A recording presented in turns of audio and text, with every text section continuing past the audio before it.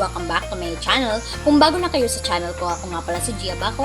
Welcome kayong lahat. At kung hindi pa kayo nakapag-subscribe, i-click nyo lang ang subscribe button sa baba at i-click nyo na rin ang bell notification para notify kayo sa lahat ng mga videos na i-upload ko.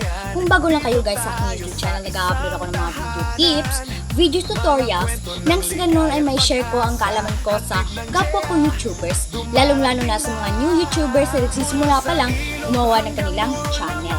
Hi guys! So ang ituturo ko naman sa inyo ngayon ay kung paano mag-add ng video sa inyong mga playlist. Ituturo ko rin sa video na ito kung paano maglaga or paano gumawa ng playlist sa inyong YouTube channel. Para sa inyong YouTube channel, gawin nyo ito guys para mas malinis ang inyong channel.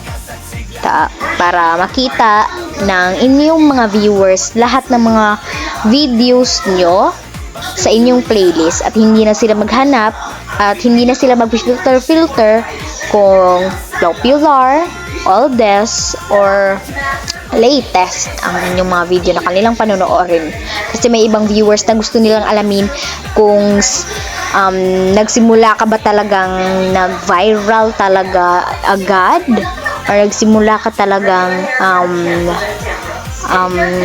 mababa or yung small YouTuber. So, sa paraan na yan, mapapadali nilang mapapanood ang inyong mga video at wala nang patumpik-tumpik pa. Ituro ko na sa inyo. Click nyo na tong Chrome guys.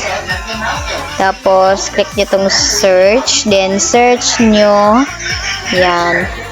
So, i-search nyo. So, lumalabas na yung YouTube Studio sa aking Chrome kasi palagi ko tong ginagamit at dito ko na nakikita ang aking mga analytics kung nag-perform ba ang aking mga video at dito rin ako naglalagay ng mga end screens, ad cards, info cards sa aking mga video. So, i-click nyo tong YouTube Creator Studio. I-search nyo to kung hindi pa inyo na-search talaga ang studio.youtube.com. Ayan, so i-search ng studio.youtube.com. Click mo na yan. Then, nandito tayo sa inyong channel dashboard. Ayan, tapos i-click nyo tong create sa taas. Then, click nyo tong, may nakikita kayo dyan, upload videos, go live, create post, new playlist, new podcast, new course. So, sa ating video ngayon ay tuturo ko sa inyo kung paano mag-add ng playlist at paano gumawa ng playlist. So, i-click nyo tong new playlist. So, ayan. Kailangan talaga ng title para sa inyong mga playlist. Lagay ko lang dyan, tutorial videos. Tapos, wait lang. Tapos, kung bet nyo maglagay ng description, lagyan nyo lang. So, sa akin hindi ko nalagyan kasi hindi ko naman talaga sanay na maglagay ng mga description sa playlist. So, kung gusto nyo i-public na, i-click nyo yung public. Tapos, kung gusto nyo hindi pa makita kasi hindi pa talaga buo yung iba, ilalagay nyo dyang mga videos, i-click nyo yung private. Tapos, kung unlisted naman. So, unlisted ko lang kasi example lang naman to para sa inyo guys. So, ayan. Click nyo na agad yung create. So, ayan. Na-create na yung playlist natin. So, punta tayo dun sa YouTube Studio na app talaga. So, punta tayo sa content. Then, view all. Tapos, pipili lang ako dyan ng video na ilalagay ko dun sa ating bagong ginawa na playlist para sa ating mga tutorial na video. So, sa playlist na ito, nagawan ko naman din ng tutorial videos ang mga playlist ko.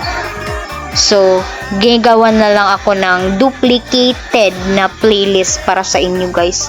So, i-click nyo yung tutorial videos, tapos i-click nyo itong done, yung done, tapos click nyo itong save.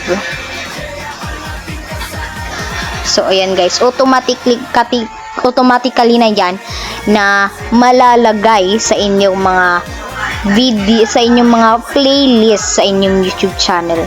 Maraming salamat guys sa inyong panonood. Sana guys, may natutunan kayo sa video tutorial ko na ito. At maraming salamat sa panonood. Kung meron kayong mga questions, suggestion, and request, just leave a comment down below. At huwag niyo kalimutan mag-like, share, and comment. At kung hindi pa kayo nakapag-subscribe, i-click nyo lang ang subscribe button sa baba at pakiclick nyo na rin ang bell notification para ma-notify kayo sa lahat ng mga videos na i-upload ko. Always be happy guys. Be positive, avoid nega. See you next time. May kwentong dapat nating marinig na sapat, mga